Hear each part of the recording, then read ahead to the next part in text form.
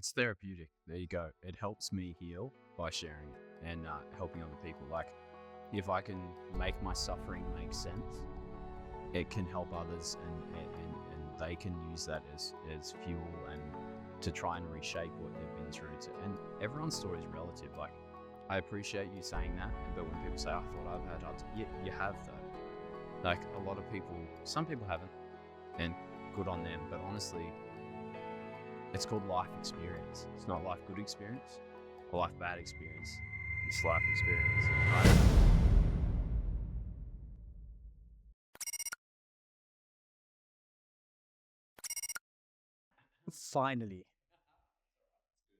Finally. Oh, this is exciting. This is exciting. Thank you so much for opening up your home, first and foremost. Allow me to be here to record this podcast. I'm really, really excited. It's the first time I've done in person in a really long time. So, So firstly, how are you doing? How have you been? How's the year 2024 been so far? Generally speaking. Good. I'm glad good's the first word that came out of my mouth. Good. It's been intense. It's been a lot. A lot's happened in a short amount of time, but things heading in a nice positive direction, which is good. For a long time, it sort of felt like there was a lot happening and it was a whirlwind. I know that's life, but yeah, it seems like we're on the up and up. Intense, but intensely good. Intensely good. Yeah. What was happening before? So it's good that things are good now, but obviously it sounds like some really intense stuff had been happening before. Yeah, man. Mm. Yeah, absolutely. So a little bit of backstory. So leading up until very recently, I'd gone through a lot of sickness, some serious illness. In June 2022, I was actually diagnosed with a brain tumor. So that was pretty heavy. And it was a bit of a whirlwind from that point to this point, but had to face multiple brain surgeries, radiation treatment, a lot of other complications that then had the flow-on or downstream effects of those things. And it was definitely a whirlwind of sort of watching things fall apart. And then I'm lucky enough to say that now we're on the rise back, but it was hard to imagine for a while, a long time. So yeah, that's incredible. Like, and I know a lot of people get brain tumors, and not a lot of them are successful surgeries as well. And the ones that are successful, there's a lot of rehab that they need to go through to get back to where they are. But I think for you, you've done incredible to be where you are now, given what you've gone through. And what have been some of the strong points, some of the things that have helped you, kind of get through and be, because you're so positive for someone who's had a brain tumor, for someone who's been through what you've been through. It's like, I always look at you and I'm like, I'm really inspired. I try. Exactly. So Thanks, I'm I like, appreciate it. what are some of those things for you that you've held on to that have helped you get through? Yeah, for sure. So I think one of the biggest things, and that's been coming to mind a lot lately, and this discussion comes up a lot. So for some people, it may seem like I discuss what happened to me a lot, but I'm like, yeah, that's my life experience. So that is my life. So it's hard for me not to talk about it, but it's not in a way where I'm like, oh, poor me, woe is me. It's more of a like, it's talking about all the positives, like you said, like trying to stay positive and all those types of things. So it comes up a lot, but first of all, what I've been saying is don't for any second think that this journey was mine alone. Like, all the credit cannot just go to me for how I've gotten through it. And people say, what do you mean by that? I'm like, look, if it wasn't for certain people in my life, I wouldn't be here. And it seems pretty drastic to say. Like, obviously they didn't, perform the surgery on me or whatever, but they played a big part in my resilience, my positivity, all those things, sometimes without them even knowing. So I think, people go, hats off to you. It's commendable. I don't know how you stayed so positive. Like, all I did the whole time, my default setting was to crack jokes and make everyone else laugh. People are crying. Your parents and your family are crying. You cracking a joke. Yeah, and I'm just like cracking jokes. So I say like thank you, but it's not as if I went, okay, I'm going through brain tumors and surgeries, and I'm going to be really positive, and I'm going to be. It just was my default setting, so that's great, and I'm thankful for it. But the people around me, and then I was just lucky enough to also try and make it light of it. And if you can't laugh, you cry. So I was like, may as well do a little bit of both. And look, I had my moments where, by all means, I was, down and out, and it, but most of the time I was very lucky to be surrounded by the right people. Yeah, that's right. That's true. And I think it's easy to, when you hear that from people, oh, you've done so well, how did you do this, to just take it for yourself, like subconsciously as human beings, like just hearing you as well say, oh, your podcast's like really good, like I see you've done all these things. But when I hear you say what you're saying, I'm like, it wasn't just me. There's been a lot of people in the background that have helped it be what it is, and without the guests that come on as well. So being able to be selfless and humble enough to realize that, yeah, I did do some things to get through it, but I was never alone. And without those people, without that community, I'm not going to be where I am. So that's like the importance and the power of, I guess, surrounding yourself with the right people. Absolutely. But sometimes you don't choose the people that are around you. And like, how do you then navigate people who aren't right? Yeah, big size. Sorry, Yeah. man. So some heavy stuff. I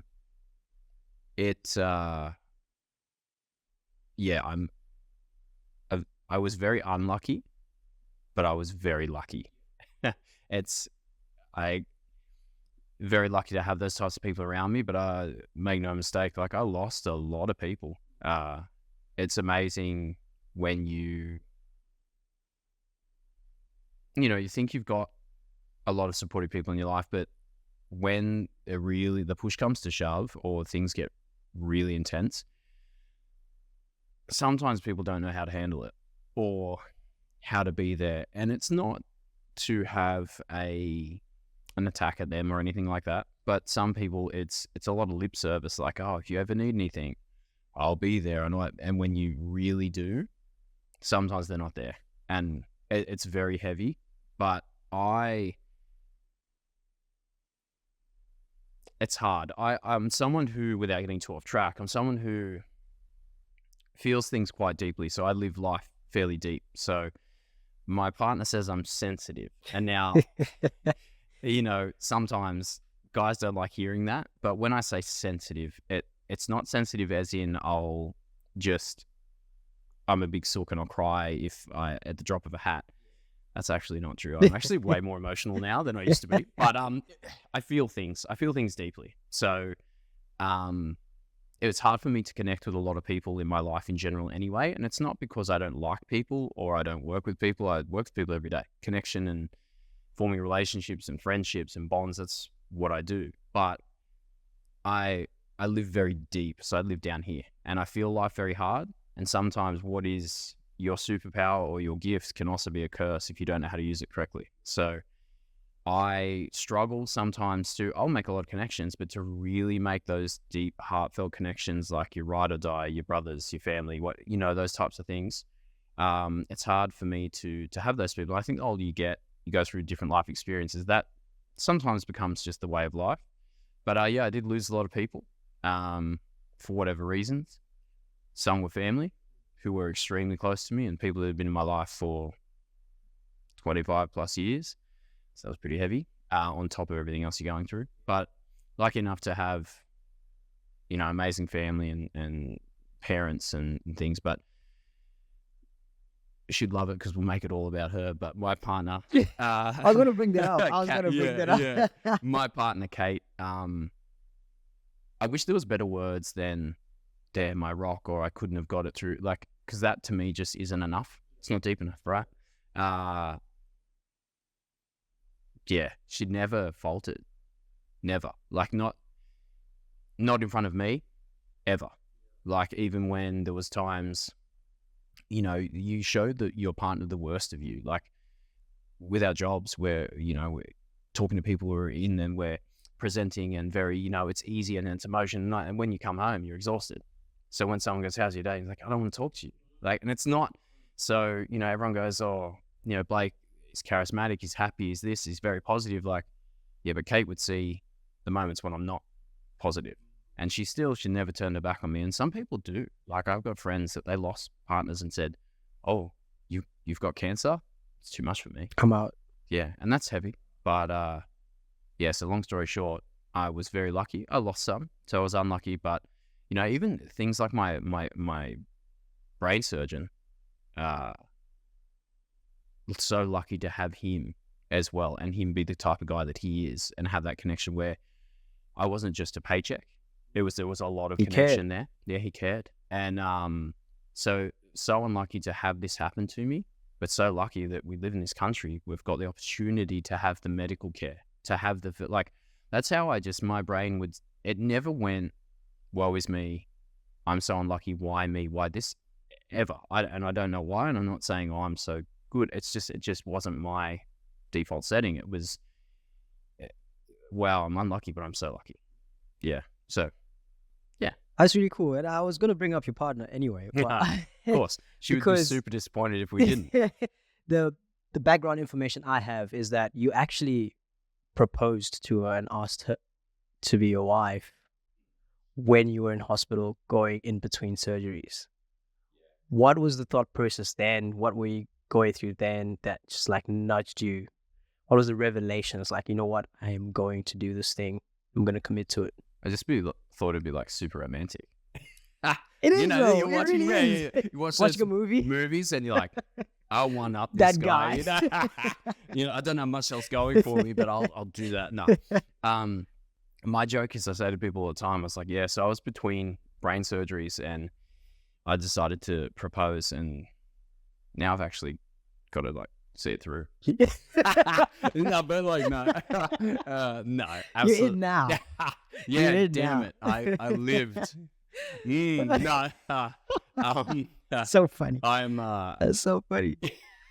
yeah, dark humor. It's the way, right? It's the way. So we had to have, my answer's always long. People ask these questions, and what comes rushing into my mind it never is, so I'm sorry, but it just has this thing where so much emotion and pain and happiness and all these things happen at that time. When people ask what led to this or what, it's like an inundation of images and flashes and all these things and emotions. So if I get off track, pull me back. Don't apologize for it. Do not apologize for it. So the first brain surgery was very invasive, very risky surgery, a big chance of not making it through due to not only the type of tumor I had, but the procedure itself. And, there's all risk, but it's not as if you're just going in for, a routine surgery or, having your tonsils out or something like that, which is still, there's risk, anesthesia and all that kind of stuff. But the risk was massive, and they were like, look, there's a big chance that he could die on the table. It happens. Or he will have permanent brain damage and or go blind. So there's a lot of things where it was crushing certain parts of my brain. It was crushing my optic nerve, so I was going blind and all these types of things. So it's very complicated. And yeah, like I said, it's not tonsils out. This is brain surgery. Like it happens. It's common, but it's uncommon. Like, you know what I mean? When you find yourself in those circles, you start to realize, wow, there's a lot of people that actually have certain things, but it's because you're in it. Like your environment is your reality, right? So when you're in it, it makes you see people every day. Changes your perspective. Yes, but when you're traveling to work, the average person doesn't have brain that tumors, insight, right? Or to that degree. But anyway, so it was super invasive. It was it's known as a craniotomy. People would know it from Grey's Anatomy and stuff, but it's not the same as you see things on TV and it happens and people up the next day and they've got this little patch on their head and they're like, not it's the same not thing. like that Yeah. at all. It was extreme. It was brutal. I didn't die. I'm here. Yay. But yeah, right. Come on. So anyway, it's a long story with all that kind of stuff, but we had to have the conversation of cool, I'm going in for this surgery now. This could potentially be the last time I ever talk to anyone. So my family was there, my parents. I've got two sets of parents. My parents are divorced, grown up like that. It's just the way it is. It's all sweet now, but so you two sets of parents and family and stuff. And then I chose to have Kate come in with me and go in, and you're lying in bed and You have to have that conversation. I'm getting to the engagement thing, I promise. But you have you have to. We need the backstory. Yes, we need the yeah, context. and it's a lot. But Mm. you have to have the conversation of, I hope not, but this like it's a flip of the coin, basically. So, and then if I do make it, will I be the same? Will I even know? Will I be brain damaged? Will I be blind? Will I be this? But yeah, so it might not even be me. And, they try and keep these things from you to try and keep you positive.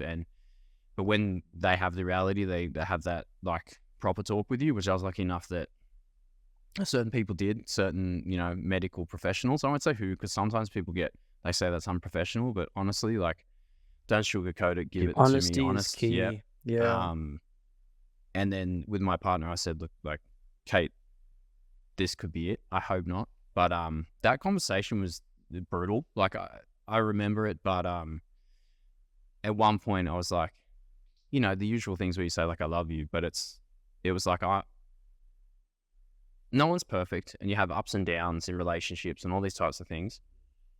And that's what growing's about. And anyone who says they're perfect or whatever, well, you're not human, to be human is to be flawed. So, I've made mistakes and tried to be a better person and a better partner from it. And what came to me was just like, I'm sorry. And I'm sorry for the things I put you through that weren't great. And yeah, it was her getting emotional and made me emotional. You know what I mean? But it was one of the hardest conversations. One of the conversations that came to me the easiest, because it was just pure honesty, and I had nothing to lose. But it was a hard conversation. And then she walked with me as they wheel you to the theaters and all that kind of stuff. And then they go, okay, you got to let go of her hand now. And yeah. And I sort of had this thing of like, if this is it, I don't want to go, but I don't have a choice, so I wouldn't say I'm okay with it, but I was like, if this is how I go, I've had some moments in my life, and this is, one of them, but I've had some good times as well.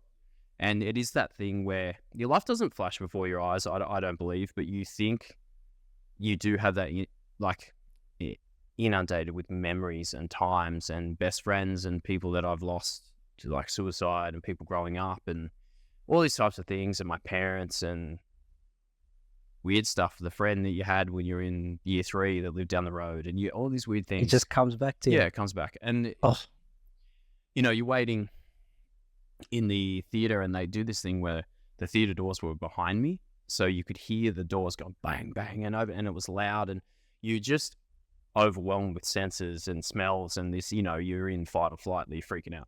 So, anesthesists come, they talk you through it all, and blah, blah, blah. And I just remember thinking, I was terrified, but I just sort of eventually just went, I'm not done yet. Like, I would say to my friends, I'm not done yet. And it's not an ego thing. And it's like, I'm not done, like, helping people or doing my bit yet. And it's not to say that my story is so important and I'm special. And it's not. It's just, I just felt like I'm not done doing what I've got to do yet. I just had a vibe. But I'm like, whether it's the universe or God or whatever you want to say, I was like, if that's it, him, whatever, it's going to take me, then I suppose, people die every day. Kids get cancer and people are in war-torn countries, and I'm like, had a pretty good run, So anyway, went in, and just really quickly on that, they wheeled me in, and as they went in, one of my all-time favorite bands, I'm a massive music junkie. I'm a full nerd through and through. So I've grown up my whole life, connections with friends that have passed away, all this kind of stuff, is the Red Hot Chili Peppers. And Under the Bridge come on the radio that they were in the surgery, in the theater, they have music, and I didn't know that. What? But as they wheeled me in, Under the Bridge started playing, and I was, like, I don't ever feel like I did that day. Take me to the place I love, take me all the way. And I was like, this is like, is someone taking the piss? Like, is this a joke? And I just remember like looking around, you can't see, and they're setting stuff up and they're talking. I was like your heart rate goes up because you're freaking out, and you're like, I don't know. And then does it. I just woke up later.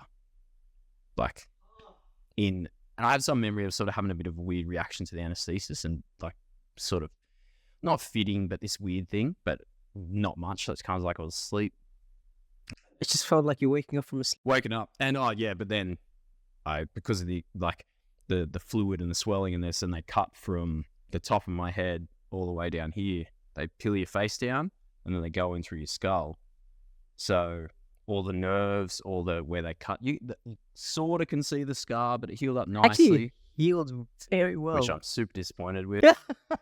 Scarface? When it was like mass, and like my eyes swelled shut and I couldn't see. What do you mean you're disappointed? And I was like, well, I want to have a battle scar. Like, if you I need to show someone that I went through if you this. want to go through it, you're like, and then people, it's so neat, and I'm like, I don't so like disappointed.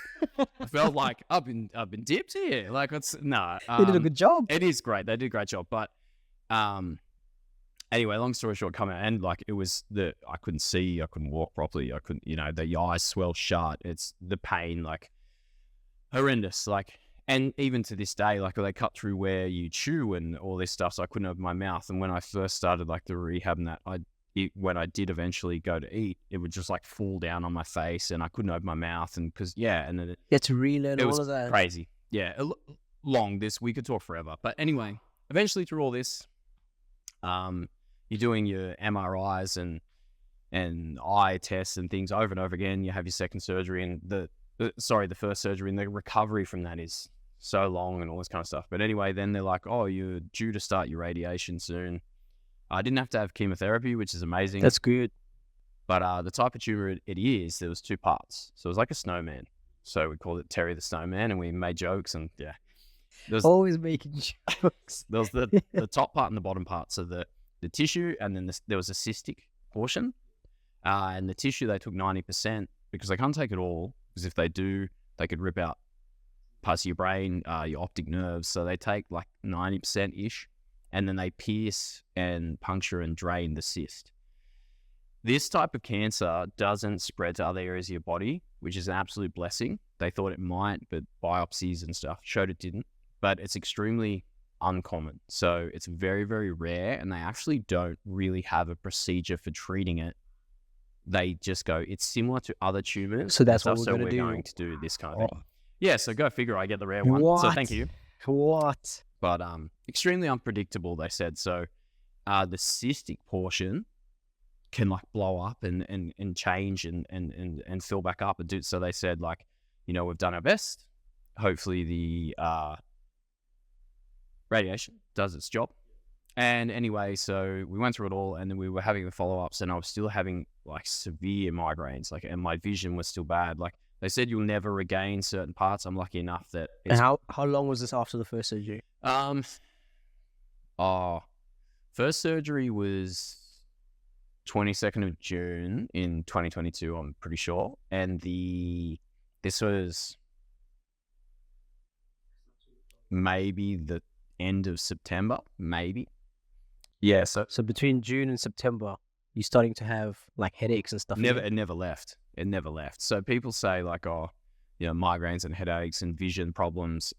They never thought I'd get parts of my vision back that I lost. But I'm lucky enough that the optic nerve, the part that was damaged, has died off and will never come back. But your left eye sort of like compensates until it hits the bridge of your nose. So my right eye, but I can I can't see that, but I've got a bit of peripheral where I can see that. So it's lucky enough that it's sort of not.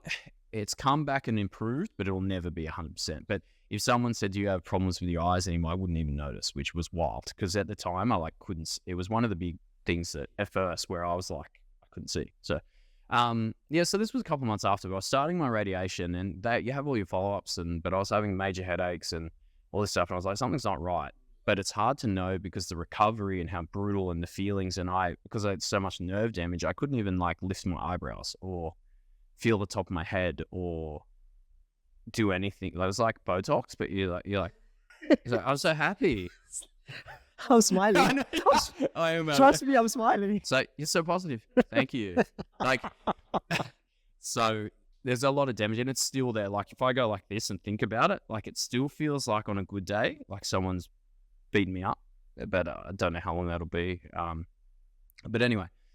long story short, I said this isn't good, and they ended up doing more follow-up MRIs, and they actually said, somewhere in between the last month or so, the cyst has blown back up to like 98% of what it was before your original surgery. So like you're only a little bit through your radiation, so we need to finish this. And we'd spoken about it, but Kate and I were like, they're like, you're looking at a second brain surgery. And I was like, sick. Yeah, awesome. Amazing. No actual way. Yeah. So in between that, I decided, we've been talking about it for a while, and, you know, a lot of things get put into perspective when you're like flirting with death and all these types of stuff. So, and it was a big thing that they're like, yeah, okay, you made it through the surgery. And people do this thing on the outside where they don't really understand. They go, oh, it's over now. Like, No, it's not. no, No, like it's by not. far no. Like, I'm not going to immediately die today, but there's a lot of it. And it's back. Sweet. So in between that, Kate and I were talking about rings and different things like here and there. And, you know, you try and stay positive and go like, we're going to make it through. So we planned for the things that we want that I wasn't really sure about. Like, you know, I had issues with commitment, as I think a lot of guys do. You're shaped by your experiences in your life, right? So from, you know, we could delve into it, you know, my parents being split up my whole life, and kids, and, you know, other relationships and life experience, right? But so I wasn't sure if I wanted kids or anything like that, and like lots of different things. But it just became crystal clear, like when I thought I was going to die, like it just, everything fell away, and what matters comes through. And so we're talking about it, and then I was like, oh yeah, and she was like, oh. We walked past the shop, and strategically Kate goes, oh, that's the ring that I really... And I'm like, oh, yeah. Strategically. I'm like, oh, that's beautiful. I really like it. It's very old-fashioned. You've seen it. It's very nice. And I go, oh, yeah, cool. I went in the next day and bought it with the last of any money I had to my name. Because I'm like, well, if I go out, I'm going out with a bang. He spent his last dollar on me. He didn't live. So, But you're definitely he's the guy in very the good. movie. You're definitely that Right? guy in the movie. Yeah, Oh, so- yeah. Anyway, in between our surgeries, we went to the beach one day, and she just got a tattoo and stuff, and she was in gym wear. She wasn't like done up at all, and I was like, classic Blake. Let's go. Classic Blake. Let's and go. I went for it, down on one knee, the whole thing. Wow. You know, I'm about that. I like that. And yeah, unfortunately, I don't know. She said yes. No. Yeah. Very fortunate she said yes. And yeah, and then we had to face another brain surgery. But long story short, it was not as invasive as the first, but the recovery was pretty gross. Radiation, etc., etc. And yeah, that was a long answer. That's a long answer, but that's a good answer, because I think it leads me into the next question, which would be the mental health aspect of it. So we see the physical side. We look at you, you're looking good, you're looking in shape. Physically, they've done a really good job, and you've recovered well. But internally, there's a lot of things that you're dealing with at the time and even after that. You don't have to get into any details about exactly what you're going through, but maybe how you're navigating, staying on top of your game, because I know that it's not easy. The mental health aspect of going through things like that. Yeah, I was someone who always sort of struggled with that throughout my life, and I think a lot of people do, but I've always sort of, I think it comes from that feeling, emotions, feeling life, living deep, all those things. It definitely makes you stronger, and I think like the adversities and the things that you've got to go through, it's the hard times and the struggles that actually help shape you, and it builds your armor a little bit. And I suppose, you know, it's what shapes you and what gives you the ability to then go through life. Yeah. Builds but character. It absolutely does. You know, if I didn't have any before, I'd like to think I have some now. And people say, oh, geez, you'd be resilient, you'd be this and that. And you are, but it was hard because, to summarize, being thrown in the deep end of like, I had all those struggles and it's weird because they actually said a lot of the mental health issues that you had could be linked to the brain tumors and the chemistry in your brain, and the hormonal dysfunction and the damage can cause a lot of depression, anxiety, mood swings, these things like, and then it's like, but then it's like a perfect storm, a vicious cycle of like, oh, you're having issues with all these different parts of your body, you're in pain, you're this and that, it causes mood swings, this, but then you get down because you can't make changes due to those things in your body, and it goes back and forth. Like, but yeah, it's interesting where I'm even looking now at the fallout of the damage to the brain and hormones and things that I have to get in order, and talking to the professionals I'm working with, and they're saying like, oh, these are actually directly linked to these neurotransmitters and these hormones, which can cause the lack of can cause huge amounts of depression and change your brain chemistry, basically. So, you know, sometimes you wonder, chicken or the egg, which one, you know? Yeah. But yeah, so there's a lot to it, you know, the two brain surgeries, the radiation, the losing my career, putting on huge amounts of weight, and then thinking I'm going to die multiple times. And, you know, then I had to have back surgery and like all these horrible things that was all within the same time frame. It's a lot, but I think the support system is massive, and that's hard for some people to hear because they don't have it. They don't have it. Right. And like I said, this isn't my journey alone. Having people in my corner that were massively supportive, and Kate and all those types of things, I'm lucky. But there's been moments where I thought I would never get through it, that I wouldn't be here and have this conversation. And sometimes something that can happen, there's mental pain, but then if you throw physical pain in on that as well, sometimes the pain is so severe that it takes, if it's a 10 or a 9, or, you know, it takes so much of your mental capacity that you can't even think about. It hurts to breathe. You can't think about work, getting in shape and all this, and it can compound on you. So sometimes, like in my deepest, darkest hours, I was like, if this continues, I'm out of here. So it's hard to go, how did I get through? I think there's just something in me, apart from the support, I couldn't do it without it. We've said that 100%. Yeah. But there's something in me where I go, no matter what's happened, I sort of just keep backing up. Like I just keep going, oh, that round sucked. All right, round 3. Oh, that round sucked. Round 4. Just something in me goes, you're not done yet. Keep going. And a big mission of mine is to hopefully eventually, and I'm not quite there yet, but my goal, and this was right after my first brain surgery, I was like, I want to walk away and share my story with people and say that having a brain tumor was one of the best things that ever happened to me. Yeah. Which people, what does that mean? That doesn't make sense to a lot of people. But it's changed me for the better, and continues to. And something that was so disempowering, I've decided, and I'm using it as like a superpower to help other people.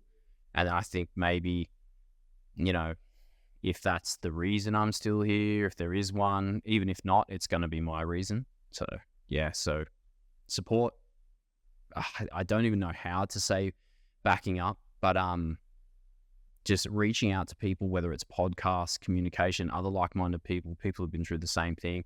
Don't be afraid to, even if they're strangers, if you don't have anyone, just what have you got to lose? Reach out, because sometimes people go, oh, support, great, I don't have any. So that's the summary. It's a lot deeper than that, but I think don't be afraid to, if you're really suffering and lost and hurt, so it's extremely common.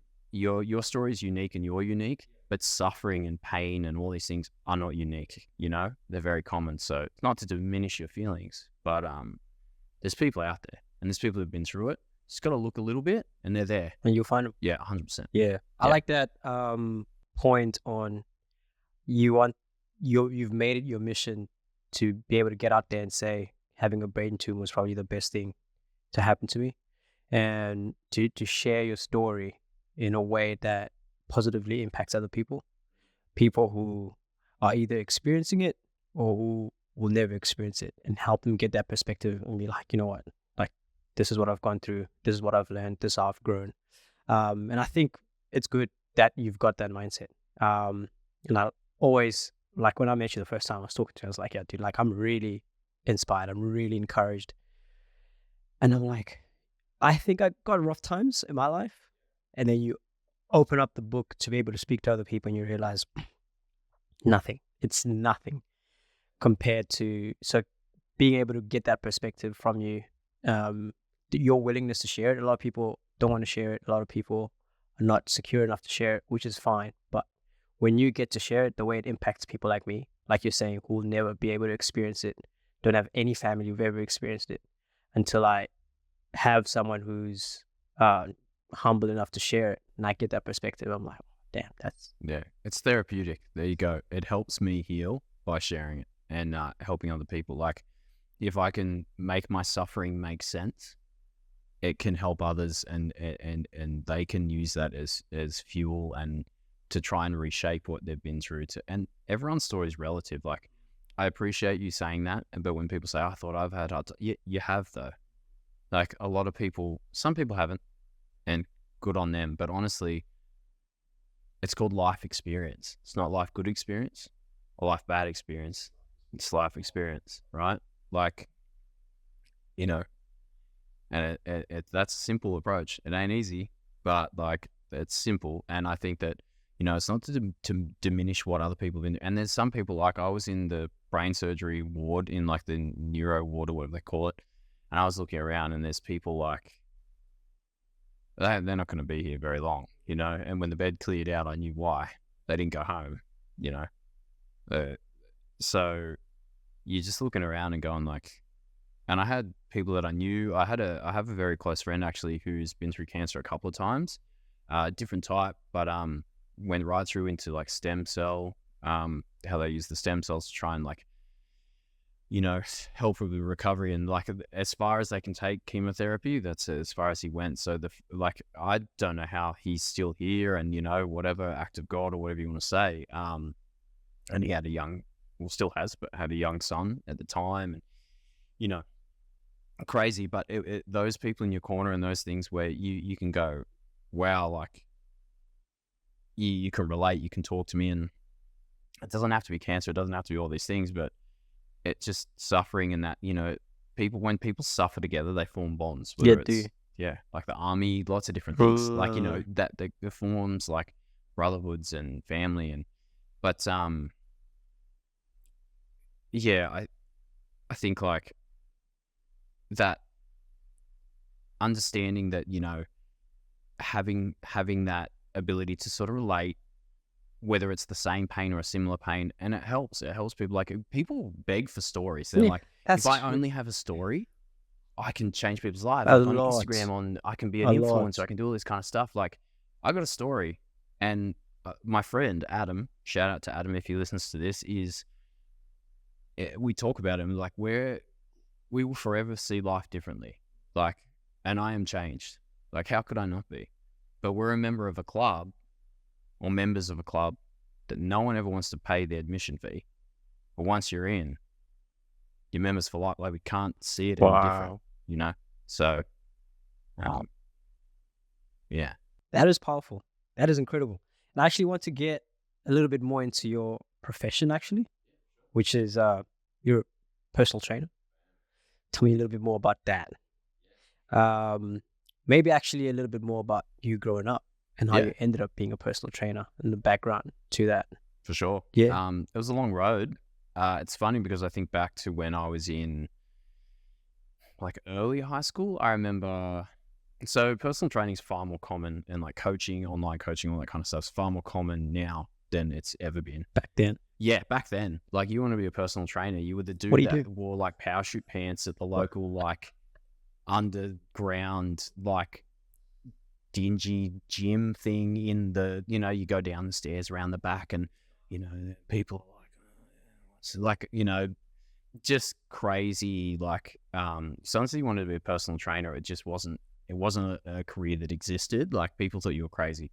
And the town I grew up in was a country town. It was rough, old school mining town. So there was like 4 professions, and I'm not even kidding. Like, and look at it expanded a little bit, but like, I'm not exaggerating when I say there was probably like 10 things that when you thought of like a career, that was it. So it was like, get an apprenticeship. So that was like, you're going to be a mechanical fitter, an electrician, or like a metal fabricator and welder. That's about it. And then that would maybe be in the mines, and that was it. Like, or you go to uni. But honestly, like, not many people did, and if they did, it was more people who were a little bit more academic, which was not myself. Yeah. People that have gone like, I want to be a doctor. Did you enjoy school? No, I hated it. Hated it. What was it about school that you didn't like? It sucked. I don't know. I wasn't good at it, and people hate things they're not good at. Yeah.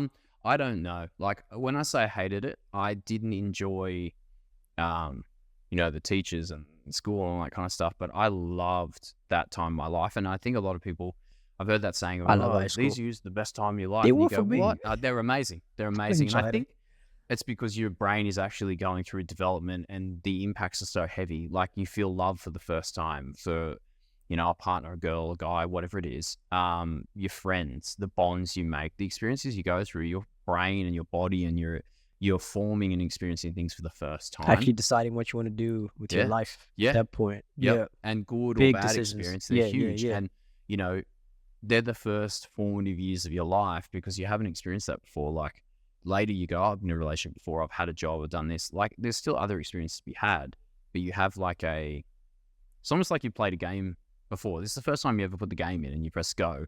You don't know what to expect. And you're like, oh, I died. I got to restart. Like, when we go, all right, cool, it's a relationship or it's a job or it's a this or that. Things are different, but you played the game before.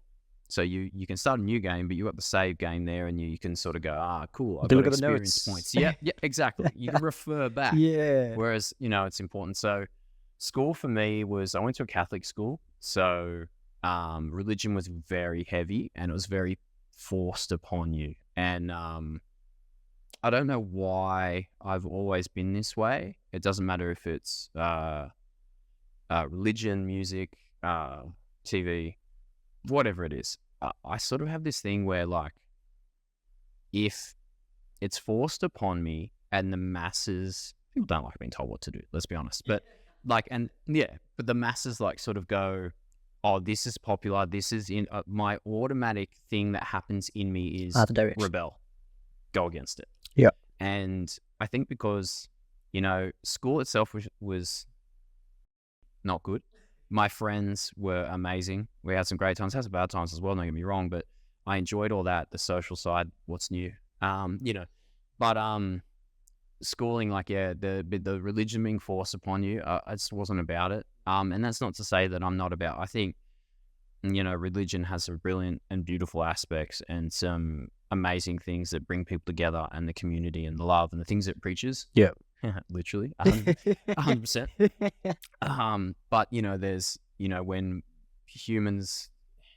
when it becomes an agenda and people are forcing it upon you, and it's not, and that's what it's not what it's about to me. But there was a lot of that kind of stuff. It was a pretty strict school and all those things. But my thing was we were beaten up at school, and it was weird. I was a popular kid. I was in the middle.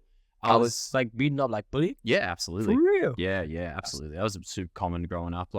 We were nerdy kids, and I was a fat kid too. So for me, that'll come into it. I always struggled with my weight, which they actually think there was potentially some issues from the tumor young because it was extremely slow growing.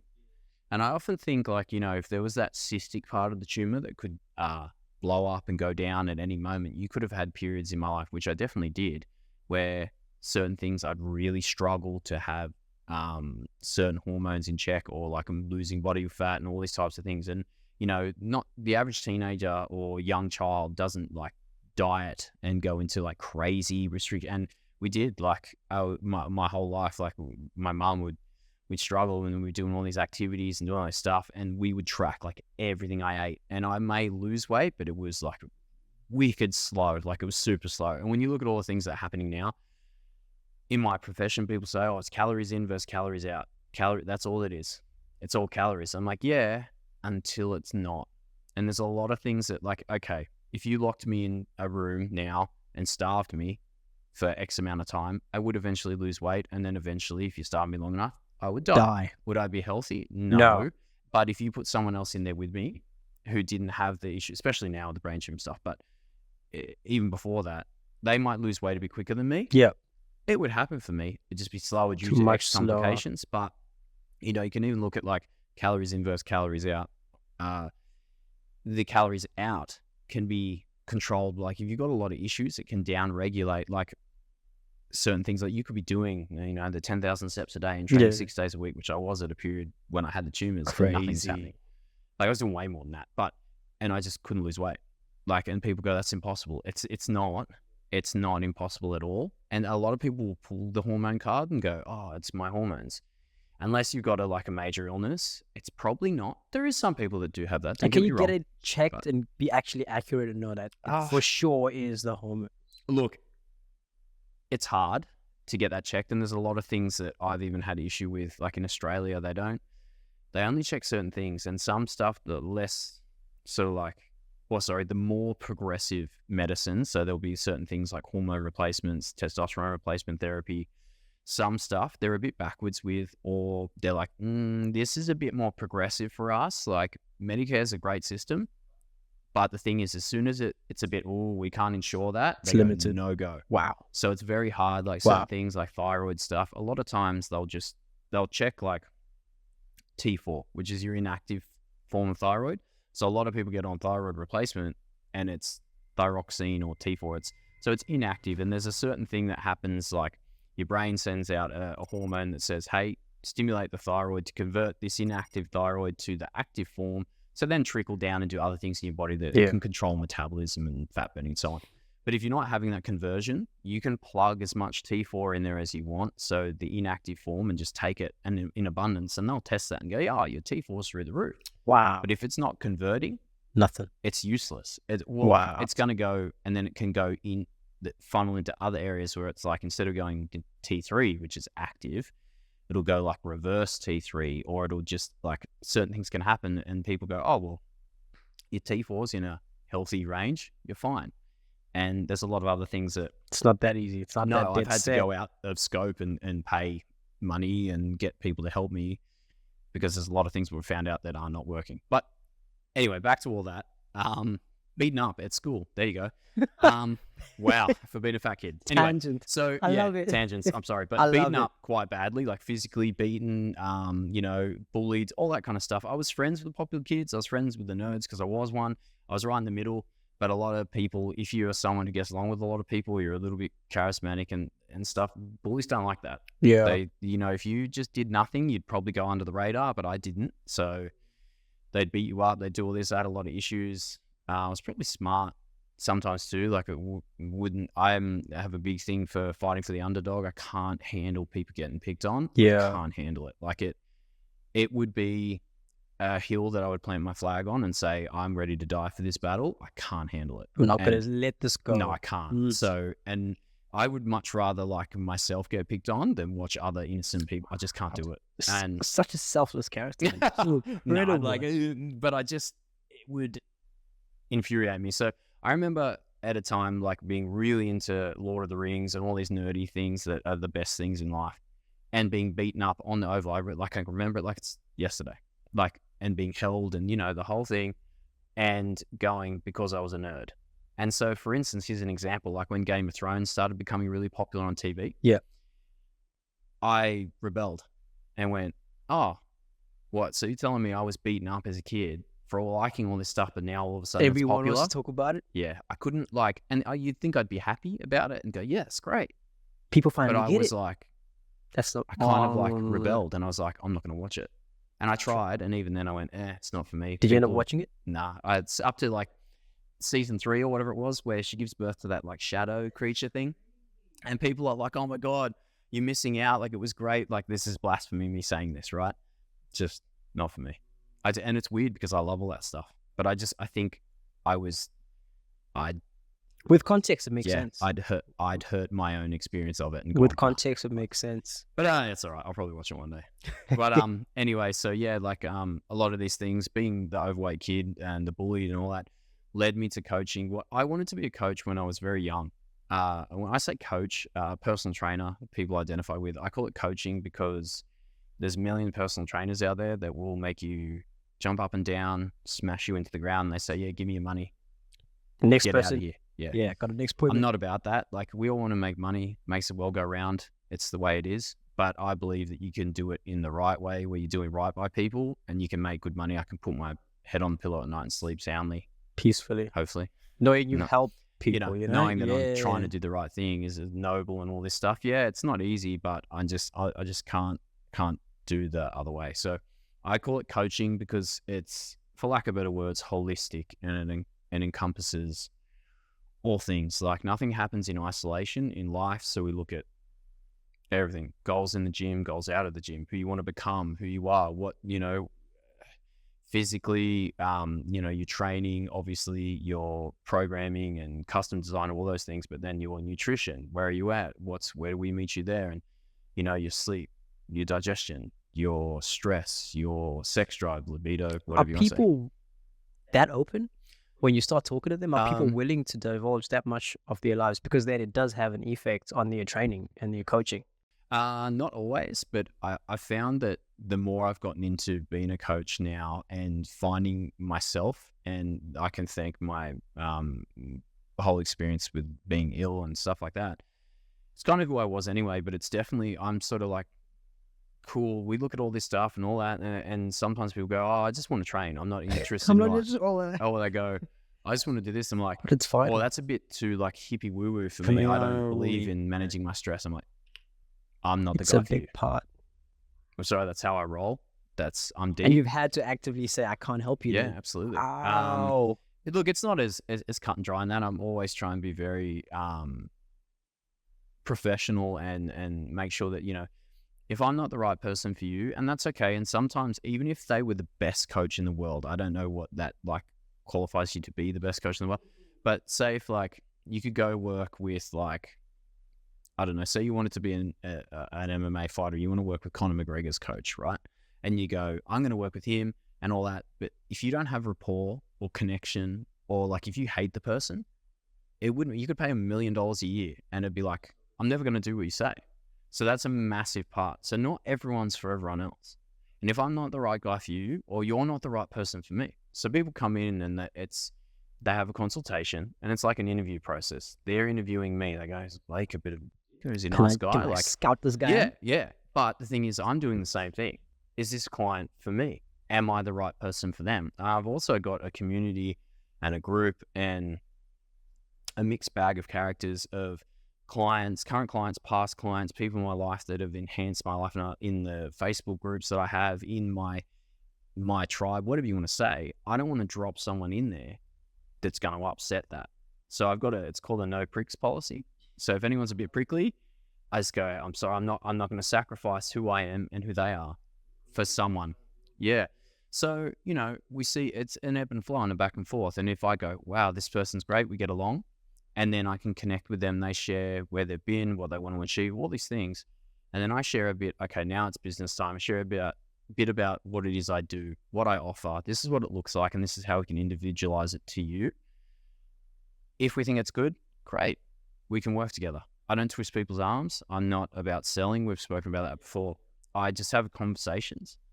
And if we think it's a good fit, awesome. If we don't, that's fine. That's no pressure whatsoever. But I'll try and point you in the right direction so you get the help you need. But it might not be me.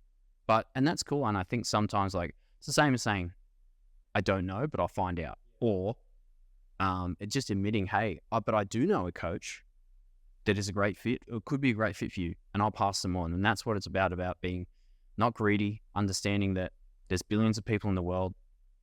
There's plenty out there for everyone. And if I'm not the guy, or you're not the person for me, no worries. 100%. So anyway, full back around to being a coach. Just quickly, building relationships, having connections, changing people's lives, helping them overcome self-limiting beliefs, better themselves both physically and mentally, and live more fulfilling lives is what I'm about. I'm about presenting and those connections and public speaking and all those types of things. Coaching is just the gateway that allows me to do that. Yeah, that's it. So that's why. And I am super passionate about it. I talk a lot. I get fired up. I get all that stuff. But I have certain skills that I questioned for a long time and didn't think that I had because I wasn't, the welder or the apprentice electrician, which I was for a period, believe it or not. Oh, get out of here. What? Yeah, no, it didn't fit. But long story. But, Did you really? Yeah, absolutely. I worked in the mines for a while, and it just was, I hated every You minute picked of one it. of those three jobs that were available. Yep. So I listened Crazy. to people in my life that weren't living what they wanted to do, and so I just, you listen to your adults and all that stuff, and even There's a big influence there. my parents to a degree, like, had an influence on, well, you got to do something, you got to pick, and the pressure, and there wasn't the freedom of like, I'm gonna unwrap toys and make people watch it on the internet and make millions. Like, the YouTube didn't exist, so there wasn't all these things, right? So I did do that, and It's a different world. yeah, it was not a fit for me. I wasn't fit for it. Struggled big time with that, and then I went on to other jobs which actually helped me hone my skills of talking to people and connections, and I realized that that's what I've been gifted with, and I just have to find something that is a passion of mine, but also allows me to do what I'm good at, and that's it. So there you go. That's Sorry. incredible. Yeah. If you weren't a personal trainer, what would you be doing? I have no idea, because I lost my career when I got sick. All clients out the window, because there's no workers' compensation, annual leave payments, sick leave. There's none of that in our industry, right? Unless you work for someone like a private gym or a studio, or you an employee, and that's in your contract or whatever. But most of the time, people I work with, they're either contractors to gyms where they pay a certain amount of rent to have access to the equipment and the clientele, or they run online coaching and stuff like that. So they're running their own business plus sort of being a subcontractor, I guess. There is none of that. So I lost my career. I question it. And two, like, at the time when I was suffering some things like extreme fatigue and like falling asleep driving and, all these types of things where you go, oh, that's because I'm up at 10 to 4 every day and I'm working 7 days a week. Yeah, of course I'm tired. But there was things that I'd be like mid-task and I'd just fall asleep. Like, if I was having this conversation with you, there's no way. I'd get like 10 minutes in and I'd be like, yeah. So like, people say I'm tired and I'm like, yeah, I know people get tired, but this was like extreme fatigue. Like, and I still would deal with it now, but we're getting there. But so yeah, I sort of was like, when I got sick, I was like, it was almost a relief to have an excuse to step away from clients, but not feel guilty, and be like, well, I got no choice. So I sort of just like fell into, oh my God, and it smashed me. I put on like an extreme amount of weight really quickly and got really sick when I was diagnosed really quickly. Like, I was sick, but they reckon that like, not only did the tumor sort of like, it was hitting like, if you don't get this done, you're going to die. It was like my body just went, the alarm bells have been ringing for the last however many years, which I can see the connections now. But I just turn the volume down. Be like, they're ringing, but and people do. They just go, whoop. And my body went, oh, we don't have to hold it back anymore. And I got very sick very quickly. Yeah. So anyway, I lost that. And I was like, well, I'm never going back to coaching again. You actually said that? Yeah, always. I'd probably go through that maybe like almost once a week when I was growing my business. I built a pretty successful business at the last gym I was at before the first lockdown, and through the lockdowns, which showed me that I have resilience and we can do it if we can build. So yeah, and I ended up hiring another trainer to work with me as well, and yeah, all these different things, and help that person transition from being not in the industry at all to coming in and being full books within a very short amount of time, and offering my assistance where I could to help them grow, right? That didn't work out, and I had a lot of mental health issues. We were good friends, and then it just didn't work. Like, we had different things in life where that person wanted to go in a different direction. I was suffering and sick, but I didn't know, and all these different things, and it just didn't happen. They ended up doing something different, and it disbanded a bit, and then we sort of weren't close in that aspect anymore, and it was whatever. But I'd done quite well, but I was like, yeah, I'm over this, I can't do it anymore. But a lot of those issues and those feelings and the sickness and all that was from being sick, and I didn't know it. But yeah, so I had no idea what I wanted to do. I actually applied for 45 jobs in 2023 and the end of 2022. I was lying in bed. You counted them all? Yep. Waiting to get my second brain surgery, and I was on my phone applying for jobs because I was like, I can't stop this. Life won't wait. We've got to keep moving. So that was probably like a good way to be, but also damaging because I never really let myself stop.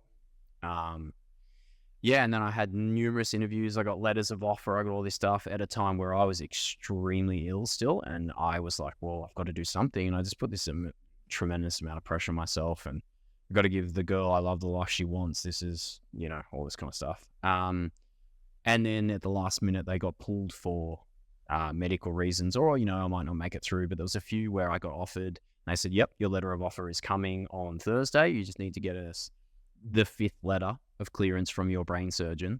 So that's like he's flying around the country saving people's lives and all that. But they're going, we need another. He said, this word, we don't like that. We want you to get another and make it what we want. And I'm like, yeah, no worries. Like, that's an easy thing to do. It's not. But I did jump through every hoop and I was extremely ill. And I had some other back issues. I had back surgery. This was another thing, but I could barely walk. I couldn't, 3 Anyway. surgeries? Hey? 3 surgeries? Yeah, 2 brain surgeries, a back surgery, radiation, and then I've got all my hormone replacement that has to happen, 20 kilos of weight gain, arthritis in my feet, mental health stuff. Like, yeah, it's fun. But, it didn't happen, so I had no idea what I wanted to do. And then I went, you know what? I just get always in the back of my mind, I'd still be like writing programs. I'm like, if I ever go back, I'll do this. And just somehow I was like, eventually we had the big talk with Kate and she was like, you can't do it the same way. If it starts to affect you in the same way that it used to, we're out. I was like, yep. And I'm a different person now. And I approach things differently and there's still struggles, but I don't know. I really struggle with having self-belief and believing that anyone's going to want to work with this guy that used to be a trainer that is now just this overweight, broken mess that who's going to want to listen to me. But I have a story. That's the thought now, Yeah. but is that the actual truth? Is that the case? I don't think it's the truth. I have some room to go, but I've been through a lot and I didn't think I'd even live. So that's a pretty big thing. Now, being a coach, I just love it. I just think that it's going to open up into some other things where I can change more lives. Let's go. Yeah, so I can't stay away. And it's It just drew you back in. It's a curse It because just like drew you back I in. have friends that are coaches that are like, hey, yeah, sort of coming back. And I was like, every day.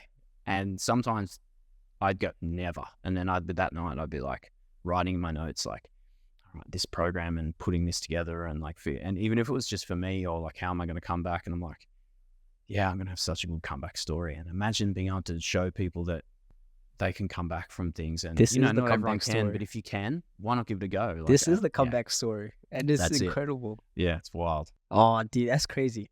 Like, it blows my mind to think that, because I know a lot of people, when they're younger, have almost know exactly what they want to be. And that's what Never in my life. I know exactly what they want to be, and it's just mapped out, and they're happy. That's fine. But to kind of see you be an electrician, and then A choose, very poor apprentice electrician. and then choose Very just, poor. like not to want to do that. And I think from my worldly perspective, I'm thinking electricians make a lot of money.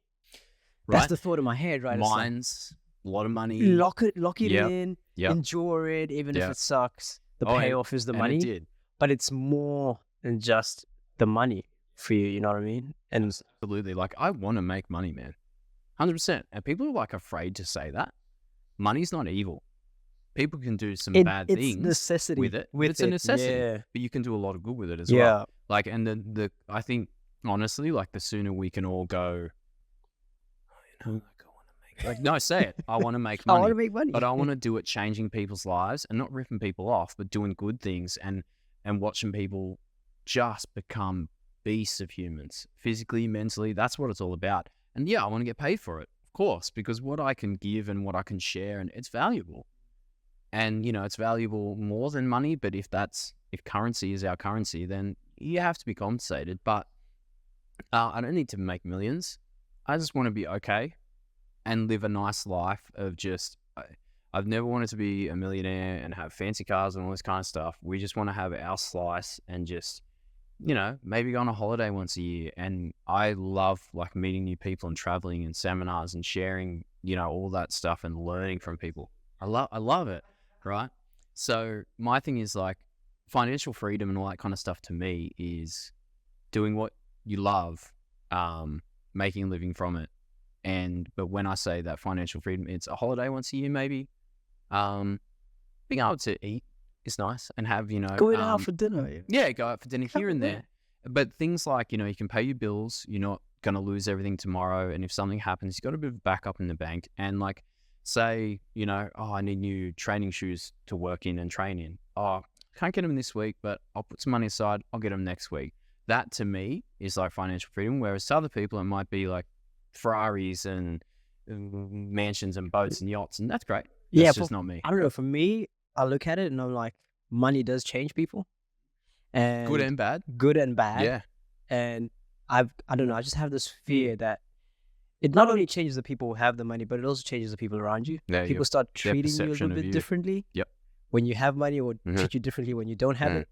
So what It's you a said, gateway though. yeah, exactly. It's a You know gateway, what I good and mean? bad. Wow. You imagine how many people you can change? Like if I reach more people, it gives me more income to be able to then reach more people in maybe more efficient ways to help them more, which then helps me. Like I'm being selfish to be selfless.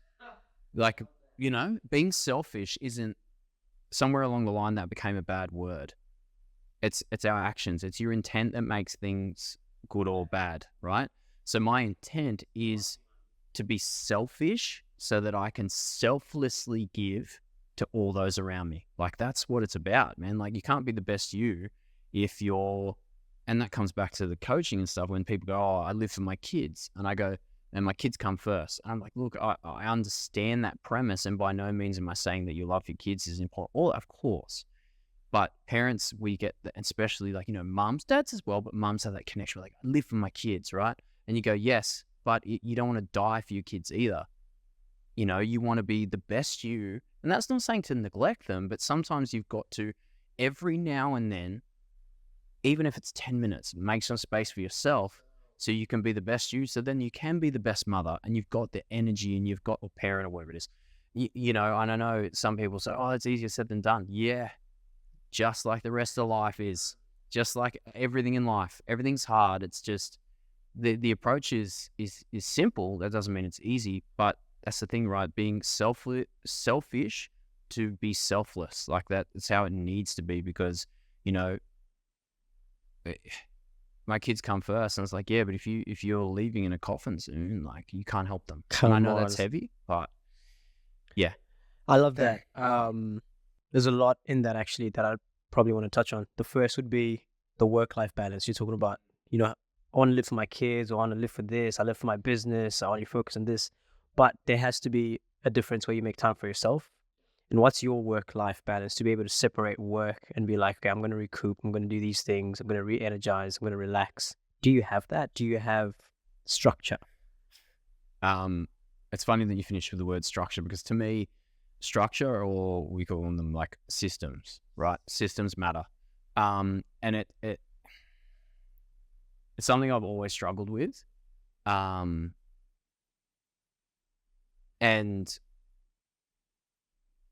it's a hard one to answer because me starting up this business again, there was a big push that I knew would have to come because I've gone from being extremely sick to then having to rebuild a business from the ground up. No more clients, no more nothing. And yes, I had some experience in the industry, and but my self-belief was massively, it wasn't shaken, it was crushed. Like I just didn't believe in myself anymore. It's like, yeah, but I would have this battle in my head where it's like, man, you made it through, like you didn't just flirt with death, you made out. Like you guys like, like, right? Like we had a relationship long term, right? So like not many people can face death and then live to talk about it and come back. So I'm like, you got to give yourself some credit that if you can get through that, you can build business up again. Like, right? Yeah. Okay. So you're overweight and you're broken and all this stuff. Broken and broke and all this stuff. But it's like, yeah, okay, it might be harder because your brain will never work again. You're going to have to work on these hormones to get this help, but it might be a long road, but you can do this again. You've done it before. It might be different now, but look what you've been through. So it was my point. I kept, and I'd go, I'd have to watch myself talk, but So I guess to answer your question, there was a big push at the start where there was a lot of having to build a lot of systems again and change them from looking back and going, but it's like what we said before, when you starting a new game, but I had the experience points and I played You've got levels the before, I notes, could yeah. go, cool. I went down that path last time. That was horrific. Let's avoid that. I'm still learning things every day, but I sort of had the ability to go, okay, this is what I'm concentrate on and make sure I do these things because they worked really well. And I'm not going to do these because I didn't.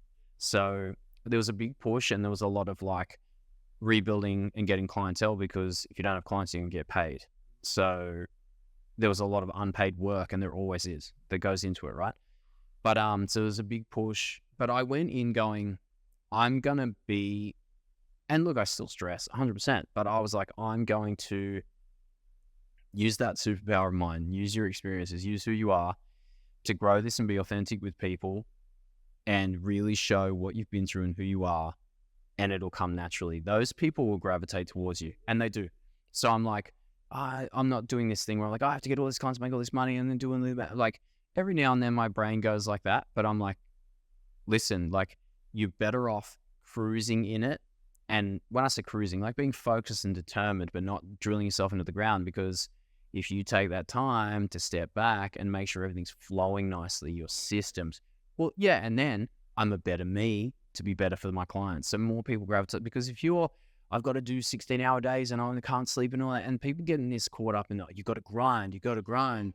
Like, The grind. yeah, like, man, Hustle culture. life's a grind Oh, anyway. man. Like the thing is, if you're doing that and you're getting poor sleep and poor, it's all the things that we're preaching to our clients to try and avoid or to improve on. And you're just doing these, you're a hypocrite. You're doing the exact same thing. And I did that for a long time. I'd be like, yeah, like we've got to work on this and how's your sleep and blah, blah, blah. And I'd be like, and there was health reasons, yes, but I'd be sleeping like 4 hours a night, So you're like, it's for me to be the best coach and the best me, I need to do this gradually and believe in myself and implement these systems, because systems, they might take a really lot of work at the start, but if you can get these things to flow well, they will help you operate at a higher frequency and be a better you, but also to have more abundance, more clients, more this, where you can operate at that point. So I try and have downtime. I struggle now with energy still a lot, because I'm actually looking at I have to start a full hormone replacement so soon. So my energy will probably be impacted for life, or until I sort of get on that protocol a bit. But I can hit the wall pretty hard still. And I've gotten used to feeling like some days are horrific and some days I'm okay. But I never just go, yeah, I've got energy. I'm not. It's never like that, ever. So like some days you're pushing harder and you got to take, and if I get through the door, I sometimes I sit on the couch to have a drink and I'm like, I fall asleep. So sometimes I'm forced to take that rest, but I don't really, even when I rest, I don't ever sort of just go, cool, I'm recovered. So it's hard physically, and then mentally I try and give myself a little break, but I still try and live up to the commitments that I've made to my clients, but I've also made to myself of I'm going to do my best job no matter what. But I think it's very important to share with your clients and to make them understand that yes, there is an expectation of me, just like I have an expectation of them, but I am also a human. And that doesn't allow me to just not deliver what I said I'm going to do. But if like you come into a session and you're a bit flat, or I'm exhausted, or I try to never, ever cancel on clients. Life happens, but I try not to. But, if there's certain things where, you're just not you, or, you were going to, I don't know, come up with a new nutritional approach or something over the weekend and get back to them on as soon as possible. You're like, hey, look, I'm going to have to get this to you on Monday, not Sunday. Like little things where you try and live up to it, but you've got to show that you're human and you have your moments, I think. So trying to not be a hypocrite and still do the whole grind thing, because I found the best in my life is when I'm focused, but not stressed and obsessed. Stressed and obsessed. Yeah, that's it. That's a lot of us. I like the point on not being a hypocrite. It's easy to come up with stuff, and it's easy to be speaking and telling someone what to do, and then taking that advice for yourself. I look at myself, and I look at this podcast, I look at the things that I share and things that I talk about, and I'm like, it's very easy for me to drift and in the heat of the moment, not take action on the things that I'm telling people or trying to help people with. So for you as a coach, you probably have a lot of people relying on you for advice, relying on you for tips, relying on you for systems and structures. But for yourself, where do you get that? Do you like you said, you're human as well, right?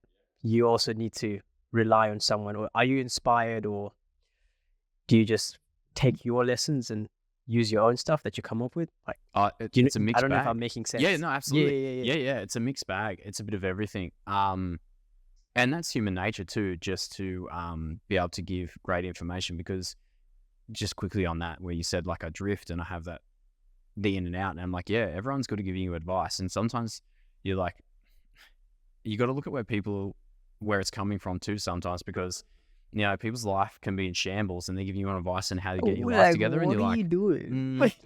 But then sometimes like people say that to me too, and I struggle with this a lot. Is like, well, why would you take advice from a fat trainer or an overweight trainer? I've had people say to me, "Oh, you're a bit fat for a trainer," literally to my face. I'm like, cool, maybe at the moment, absolutely, but they don't know that like what you've been through, and yes, that matters, but sometimes like I overlook that and go, I am fat. Does that put a lot of pressure on you? 100%. I would like a massive amount of pressure on to myself. get into shape so that people aren't So they judging believe you based on what so they can see. Yeah, because where human nature is to we assess and don't judge a book by its cover, but we do because it's instinctual. It's built into our brains. It's safety, it's reproduction, it's all these things, right? It's just assessing risk, it's attractiveness. It just is a thing. And people would like to say, oh, I don't judge, but we do, even if like, you're walking down a dark alley and there's a giant bloke there that's just jacked and you see shadow and you're like, oh my God, like it scares you because your brain goes, whoa, danger. And that's not to say that the smaller, wiry guy isn't more dangerous, but your brain just assesses things. Or it might go, well, why don't we be in shape of that person? But that's why my story is good, because you're like, oh, it makes sense. Not everyone gives you that chance for you to say, yeah, okay, maybe I am overweight, but hey, look at what I've been through. And then they go, oh, it makes sense. Some people don't care. Some people go, who cares, man? Don't be lazy. I'm like, it's not that simple. But I guess like the human nature thing to drift, and what you said before is you also got to look at like the people giving you advice. Like if I was to come in, or someone that I look up to, and I heard this actually on a podcast I was listening to this week, that he comes in and he goes, yeah, like you got to look at the advice I give you. He's like, yeah, he's a coach as well. So he's like, my gym's running great. I've got all these online clients. We're killing it. We're doing really well, running successful podcasts. We're like influencing and changing lives. It's amazing. And he's like, I'm caffeinated. I got my energy drink. I got a nicotine pill on my lip, and I'm giving you all this advice. I'm firing off. And like, maybe that's a good day to listen to me. But he's like, but I could come in tomorrow and I've had no sleep and I haven't had any coffees and I'm cranky. And it's like, that advice, same person, could be, you got to remember that even the people that you're getting advice from are humans as well. Yeah. And they're just trying to do the best they can. And some people got shit together in certain areas. Some people don't. And as soon as we realize that we're all people and we're all struggling, we have our moments, and some people might be ripped or jacked or super strong or making millions or an influencer or whatever it is, but not everyone has it all together. And if they do, hats off. But life, there's always another flood, right? So you got to prepare for the next drama, the next thing, that as good times come bad. So just because you got all this together now, we'll try and prepare for the next time when it isn't. It ebbs and flows. But I think I get inspired all the time. Like, and I look not only, like, it sounds so weird saying that I'm inspired by my own journey. Sometimes I call upon those things and say, hey man, like you got this. Actually, I'll come back to that in a little bit. But I look for people. I have a lot of really influential people in my life and in my circles that I surround myself with, that I try to, but I also seek that out. So if I have connections with people visually, emotionally, whatever it is, other podcasts, other coaches, I've been lucky enough to have some really good connections in my life that I've come across, that I've sort of, my personality and theirs we've clicked and we've drawn together, and it ripples out and we get some people. And so I get inspiration from a lot of other podcasts, a lot of other coaches, a lot of people that have been through illnesses, hard times, all that kind of stuff. And a lot of clients bring a lot of inspiration. Like, it sounds silly, but, I'm working with a really young guy at the moment. He's 14. And it's super deep, but it's how I roll. He very, very lean, very skinny, is ADD, is currently homeschooled because he had a really negative experience at school for a while, and some issues with other students, but actually the school itself and teachers and all these things. But he's being homeschooled, and he's very, very insecure, as we all are growing up, but very lean, very long, very wiry, wouldn't take his shirt off, doesn't want to be seen by people. If there's people that he knows at the gym, he just won't go inside, he'll leave. Anyway, his mum, hats off to her, sort of come in and said, well, this is my son, this is the situation, shared all these things with me, and she's like, I want to get him some physical training to better himself physically, but mentally and all these things. So like, awesome job that his mum is like that. That's amazing. But I shared in the console that around about at some point my story, and we connected and all these things. And she trusted me to guide him through not only his coaching and his training, his nutrition, these different things, but like these are pivotal times in his life and his development, and he's dealing with everything we went through and more, like social media and the inundation of like pressures and all these things, and expectations he puts on himself and all this stuff. And I'm like, if I can be the person for him that I needed growing up that I didn't have, that's the magic. Like, and if I can help him avoid those pitfalls and those societal things, and just be like, no, man, you're awesome. You're like the sickest kid out. Like, you're so weird and you're the best. Like, be a freak, man. Develop that into who you are. Like, you start to see people not only become physically stronger and more athletic and all these things, which he's a beast. Like, he's going to be, in a couple of years, he'll be a monster. But like, he's going to be a monster, like, in himself. He's going to be like an animal. He will be unshakable. Like, he'll know who he is. And that's what that's about. Yeah. And I completely lost my train of thought, but that's awesome. I just want to share it. But, yeah, inspiration from clients. There you go. Yeah. So from that, the other thing quickly is to go, we were saying like, look at my own story for inspiration. And I would say, hey, I've been through this. A big thing, I think, just to riff it right back around to that mental health thing, is to check in with yourself. And a lot of people think this is really hippie woo-woo, but I tell you what, woo-woo. like, and if it is, great, but and you might not get it unless you've been really sick or whatever, but you check in with everyone else, right? It's my job. I'm checking with people, how they're going emotionally and this and that, and their food and blah, blah, blah, blah, blah. And you check in with your partner, your friends, your best friend. How are you today? When was the last time, like, you actually go to yourself? You're like, how are you, man? And it's weird. People go, what do you mean by that? And like, I did this thing when I was sick.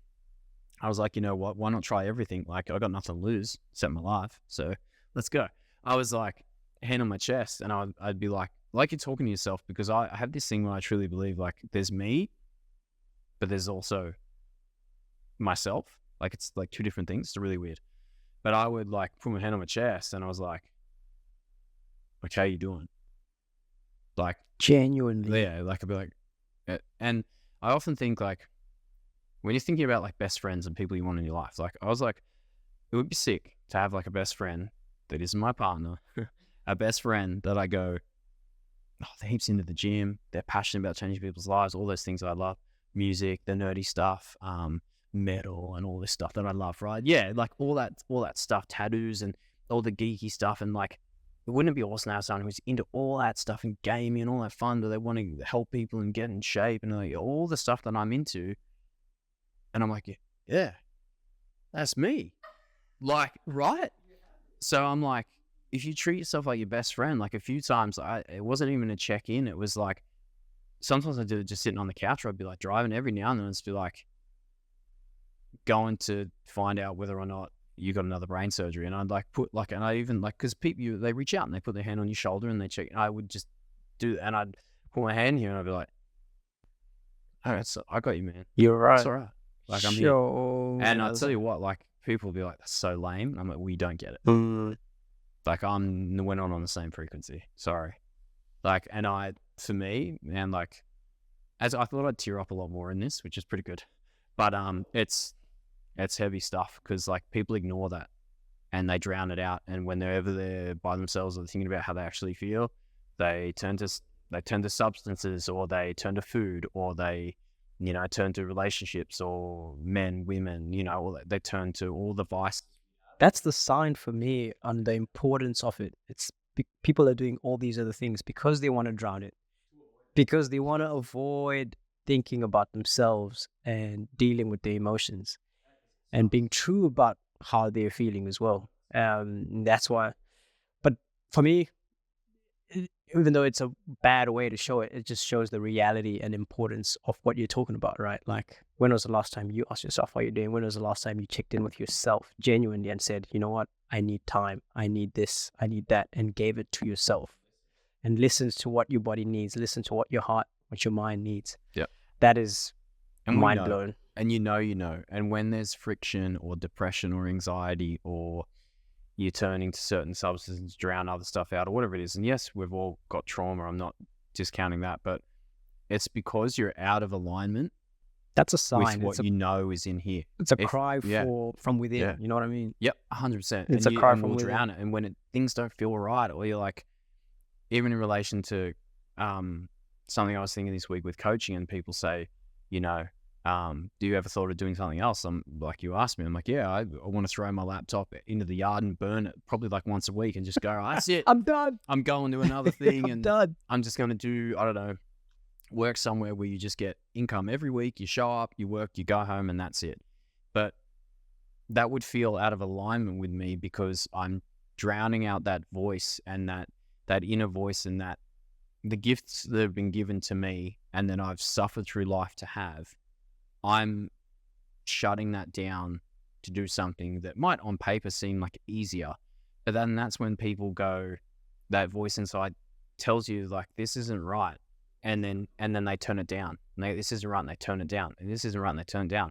So no wonder people go, oh, I can't trust myself, or I feel off, or trust yourself. You're talking about it earlier, right? Yeah. Your instinct, your spidey sense. Trust that. The spidey sense, right? Always in my life, whether it comes to, dangerous situations, physical altercation stuff, being out somewhere and it gets unsafe, or you get a vibe, or people, and also good stuff. Or I think we'd work really well together. I can help this person, or maybe I can't. Or I call it my spidey sense, and my friends used to say it growing up, because we'd be out at a pub doing what it is when you're young and drinking and hanging out, and I'd say, no, boys, we've got to go.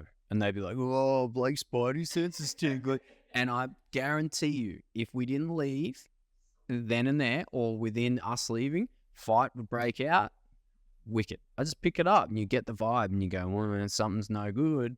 We've got to get out of here. Or and you got to trust it. And every time in my life where I haven't trusted it, whether it's a consultation with a client, that I go, I don't really think they're the right person for me, or me for them, or I'm sort of going against the way I would do things, or what I believe is right, or I go, oh no, like that feeling of being unsafe, and so whatever it is, when I haven't trusted it, never works out, ever.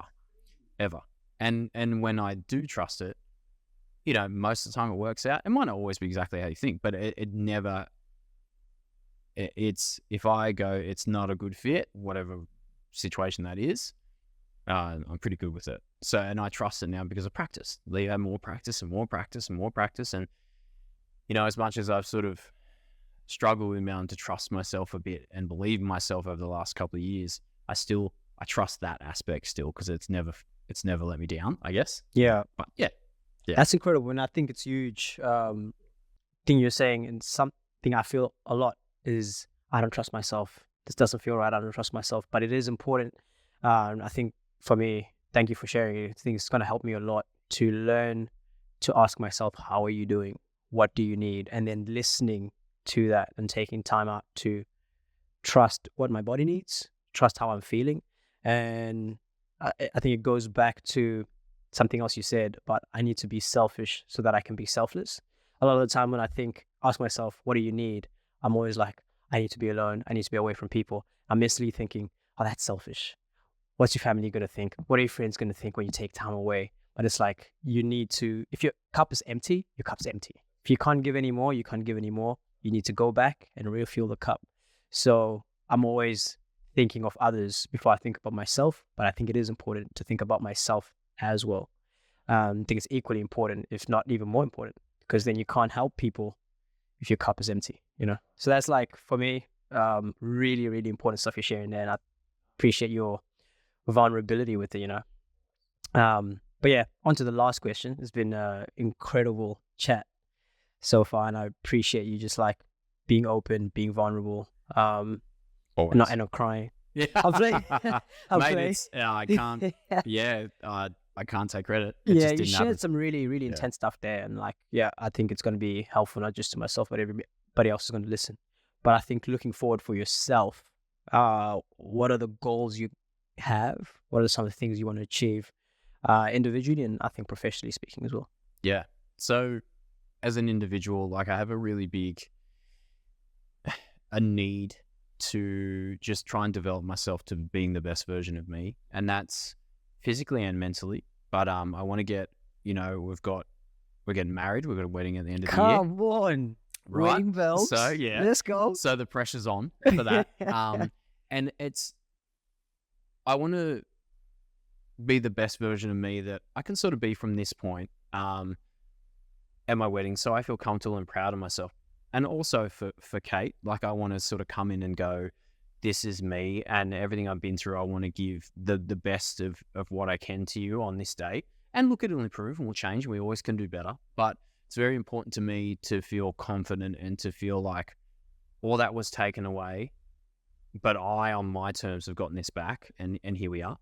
And now, like, my health is a massive thing, my mental health and physical health, which encompasses a lot of life, right? So we're looking at working with a great team of doctors and stuff at the moment for a full hormonal replacement and different things. It's pretty in depth, but that should help with a lot of things to run more efficiently and stuff that will never be able to do on my own anymore, from the radiation and also the damage from the tumors themselves. So that should help a lot in all of that. Now I'm hoping that, things run in circles or cycles. So I'm hoping that as I start to continue to believe in myself, grow more with my clients, and, the success of business, start to feel healthier and more energized and more proud of myself, it fuels that work, right? And continues on. Personally, yeah, we want to do that. Wedding is massive. It's a big milestone for us. And it means a lot. It always means a lot for a lot of people, but it signifies us getting through the other side of this stuff, at least for now, right? It could always come back, but you got to live as if it won't. Because if you live like in fear of that, you're never going to live. You're just going to survive in fear. So You don't want that. no, Life's too short. that's and absolutely. You get one chance. Yeah, and people always say it could change at any moment, and it absolutely can. So there's that. And then professionally, like I really, really want to do the best job I possibly can. And people say, what's that look like? And I'm like, look, I want to really grow the face-to-face clientele, obviously, but I want to expand a lot more into online, because you can work with a lot more people, reach a lot more people in a way that wasn't always available to people, right?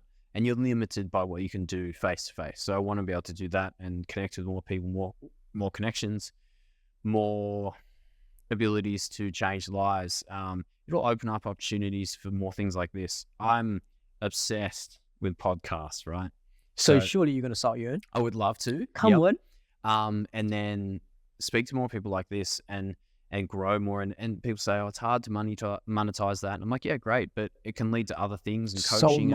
So much more, right? And if the worst thing that ever happens is that I become a better public speaker, I get some of the best minds and the smartest people in the world, and I can communicate with them, become friends with them, the value that would bring to my life, and then allow me to give to other people, there's no loss there. So yeah, a lot of that, a lot of growth. People say, like, financially, what's your money in it? Man, that'll follow everything else. But whereas a lot of people say, oh, the growth, the experience, the passion will follow the money, I find it's completely the opposite. So, yeah, I want to share more of this, because the people that I know that love me and care about me, and some people that I really look up to, have been like, yeah, man, tell your story and never stop, because the more people you can help, that's what it's all about. So I want to do more of that. And I say the same thing. Tell your story and don't stop. I think from the moment I mentioned, I think I said it before, I was like instantly inspired. Unbelievable. Like, what? This guy's so pumped, so full of energy, so positive. And you'd never know unless you shared what you've been through. And then it's like, for me, it's like so you can go through bad situations and take positivity out of it. That's what I get, because I'm always thinking my situation's the worst, like this, why me all the time, and then this negative take on life. Yep. But then experiencing people like you, it's like, no, that's not how you need to look at it, you know? And just personally, like, just to throw it back on you a little bit, like, I trust my instincts, I trust my vibe, my spidey sense. When I meet people, I'm like, this guy, as in you have a lot to offer, you have a lot of passion, and you can tell you like, this is the kind of person that makes moves. That makes moves, right? So you've got that power and you've got that ability to reach people. You're going to naturally question yourself. It's going to happen. Prepare for it. But the more you do it, like, you're like, you know, you need to take that fire and run with it. Like, you do it, fuel that. Like, because I feel it, I talk and I get this thing where like my adrenaline dumps and I get all like pumped and I go, and if that happens with someone, I'm like, yeah, they've got it. Because it's not only I'm feeling it, but I'm feeling what they're giving. And I'm like, yeah, and I trust it. So I go, nah, fuel that fire. So you need to push that. So you need to do more of that. And that question of like, oh, I can't, nah. Shut it down. Yeah. And look, you can't for a day. And like, there was moments where I thought I can't, and I'm done physically, mentally, and I'll never be at the other side of this. And I never thought I'd be sitting here having this conversation. So it's never really over until you go, oh, well, until the big man pulls the plug, or you go, yeah, I'm done. So don't stop giving it, because it's there, right? I appreciate that a lot. It's all right. I appreciate that a lot. Now, I play them back. I play this podcast back and I look at them and I listen, and I always, speaking to you now, hearing it, I'm like, yeah, awesome. And I look back at it and I'm like, it's a lot deeper than I thought at the time. So that's why I enjoy recording them. It's probably why the podcast started in the first place. Like, I was speaking to so many people and I was like, this could help a lot of people, but I also need to go back and reference some of these things, because life comes. Selfishly taking it to be selfless. To be selfish, to be selfless. Yeah. Because in the heat of the moment, it makes sense. It's awesome. But like, when life's really hitting you, I think I need to be able to go back and be like, what was that conversation I had? Those notes, these are the notes we've been talking about, right? And that's, when the next flood comes, you go, okay, cool. Like, fall to your foundations, fall to that. This is the life jacket. That's it. Yes, exactly. man. That's this it. Is the fire. There you go. This is the life That's jacket. it. Yeah. So I appreciate this time. Honestly, it's been super, super fantastic. I think recording's been a breeze, but I think the connection off the camera is also super easy as well, which makes it so much more sweeter. Yeah, man. It's a nice conversation. Yeah, thank you so much. I appreciate it. And I look forward to doing this again sometime. Absolutely. Maybe having myself on your podcast. Yeah, let's do it. It's up and running. Yeah. You know? You ready? I've got some questions. Nah, thank you so much. I appreciate it. Excellent. Appreciate you. Thanks.